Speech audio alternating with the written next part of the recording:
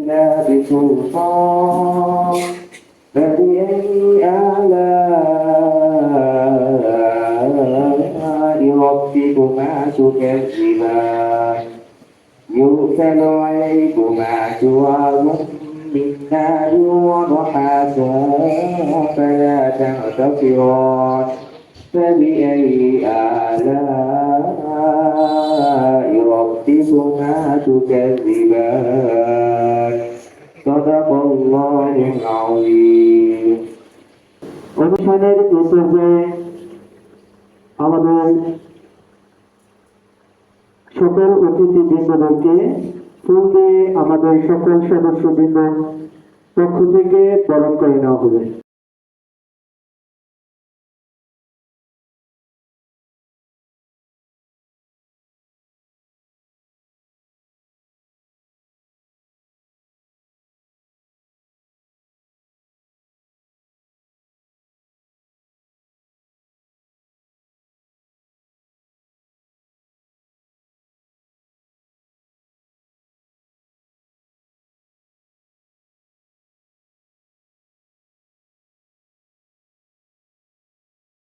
তারপর আমরা নদীতে যাই এবং ওই টাকা ইফতারির সময় ঈদের সামগ্রী প্লাস ফল ফুল যা কিছু আছে ওর এক মাসের যে ওষুধ সব কিছু দিয়ে তারপর আমরা যাই এবং সব কিছু দিয়ে এবং আমরা ব্যক্তিগতভাবে আমরা সমাজের মধ্যে থেকে পর্যায়ক্রমে আমরা যাচাই করি কে যোগ্য কে প্রাপ্য, তারপর তাকে আমাদের কাছে দ্বারস্থ না করে আমরা স্বয়ং তার বাসায় তার স্থানে নিরাপদে নিভৃতে আমরা সেই দানগুলো করে থাকি।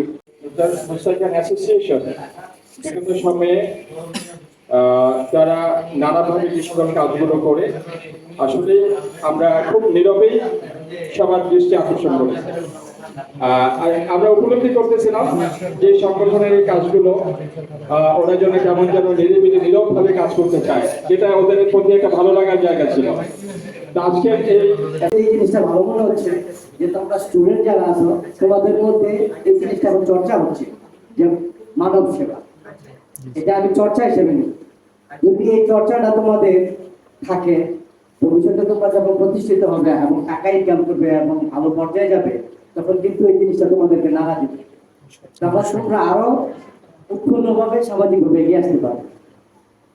তো ব্যবসা মানে ফেসবুক না ওই যে মিনিট যে কোম্পানি গুলো টেলিকম কোম্পানি আরো 80% লাভ করে না, সবজি ব্যবসা 80% লাভ করে, 40 টাকা করে 80% লাভ, 60% লাভ, নাহলে আমরা শুরু করব। তোমরা এই কাজটা করতে পারো যে আমরা 40 টাকা মধ্যে 30 টাকা বা 25 টাকা বেশি, তাইলে একদিকে দুইটা লাভ, সমাজের এই বাজার ঠিক হয়ে যাবে, নিজের ব্যবসা লাভ, যারা গরিব কিনতে পারতেছে না এখন লাভ, আগে অসহায়দের ব্যবসা পরে তো নিজের ব্যবসা লাভ, তাহলে দুই ধরনের লাভ হবে। আমরা দান করলে দানটা পদ্ধতিগত হবে। আশা করি যে ইনস্টিটিউশন নতুন ভাবে যে 3 বছর হয়ে গেছে, অভিজ্ঞতা কম না, ছাত্র জড়িত আছে, পাবলিশটা জড়িত এক্সপিরিয়েন্স খুব ভালো। মানে অ্যাসোসিয়েশন দেখতেছি 2022 সাল থেকে এই পর্যন্ত দেখলাম 34টা কার্যক্রম করছে। আসলে সংগঠনটা ছোট হলেও তাদের কার্যক্রমটা দেখলাম ব্যাপক।